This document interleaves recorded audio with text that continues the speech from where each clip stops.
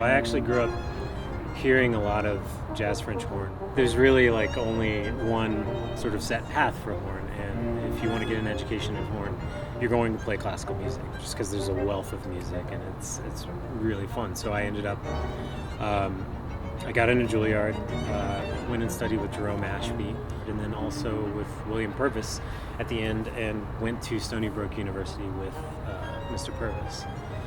After that, I started doing what many graduates of conservatories and music schools in New York do, which is hitting the pavement, and started gigging along with the normal freelancing that was going on in New York, orchestral, Broadway, that kind of thing. I was also doing this other thing, the ice ensemble, which had me doing things like playing pieces in the dark with operating a lamp with my foot, and yelling out texts from monologues. You don't learn that very often in conservatory. That really took my career in a direction that was not planned. Yeah, ever since then it's been a lot of variety, chamber music, a lot of new experiences, especially through ice ensemble. Somewhere along the way, I started playing with a lot of people who, they had a setup where they were teaching and they were playing chamber music or going and playing concerts, and that started to be attractive to me. I've always liked teaching. It's always been super frustrating because then after every lesson I go back and I'm like, all right, now I need to work on everything I just said. But that's a good thing, because now I'm forced to put my money where my mouth is, in a way, because my students are expecting me to show up. I encourage my students to start with what comes easily and what feels good, and then work from there. There's a tendency in a lot of different instruments, but especially in brass instruments, to feel like it's kind of a strong man's game, like it's a muscular activity, when in truth it's really not. And the best players will tell you that.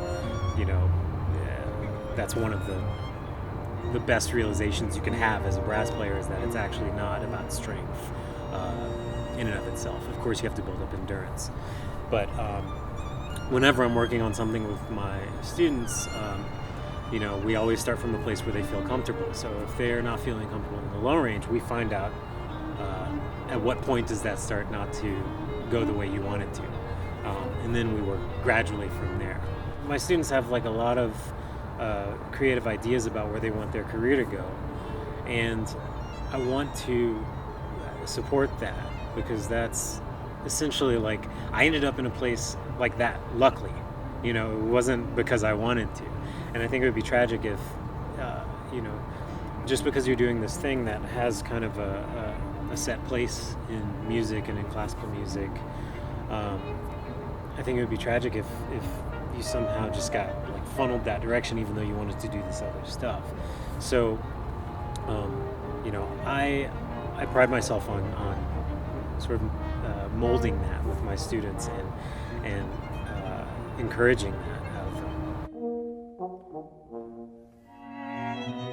So a regular week for a horn student here is at least one lesson with me.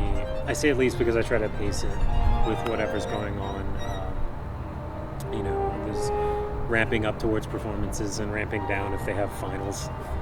That usually helps. 2 rehearsals for both large ensembles a week. The chamber ensembles meet once a week with their coach, which might be me or might be someone else.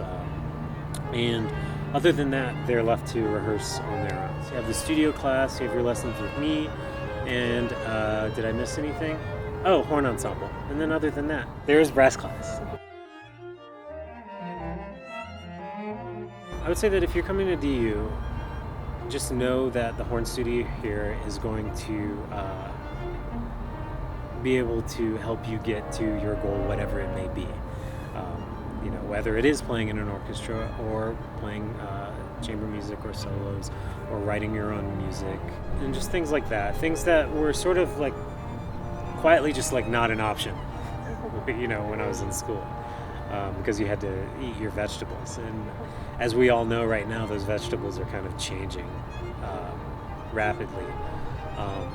So, I'm happy to not feel so tied down to, what has always been.